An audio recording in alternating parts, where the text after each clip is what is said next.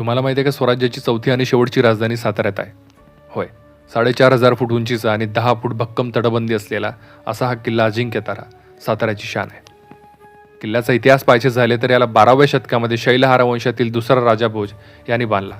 त्यावेळी असे म्हणतात की याला पश्चिम दरवाजाजवळ एक जिवंत मुलगा आणि मुलीला पुरले होते. त्यावेळी ह्याला सप्तऋषीगड असे म्हटले जायचे. पुढे हा किल्ला बहामी सत्तेकडे, तुगलक घराण्याकडे आणि मग विजापूरच्या आदिलशहाकडे गेले.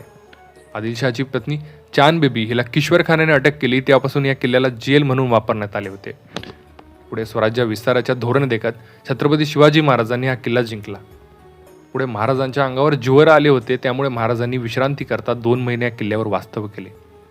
नंतर शिवाजी महाराज आणि संभाजी महाराज यांच्या मृत्यूनंतर 5 एप्रिल 1689ला मोगलांनी रायगडास वेढा घातला आणि छत्रपती शाहू महाराज आणि महाराणी येसुबाई हिला अटक केली.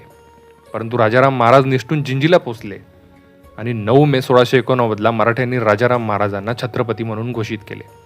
तेव्हा जिंजी ही स्वराज्याची तिसरी राजधानी झाली. नंतर 9 वर्षांनी राजे साताऱ्यात पोहोचले आणि साताऱ्यातील अजिंक्यतारा या किल्ल्याला स्वराज्याची चौथी राजधानी म्हणून घोषित केले. राजाराम महाराजांच्या मृत्यूनंतर शाहू महाराज मुघलांच्या कैदेतून सुटून स्वराज्यात परत आले.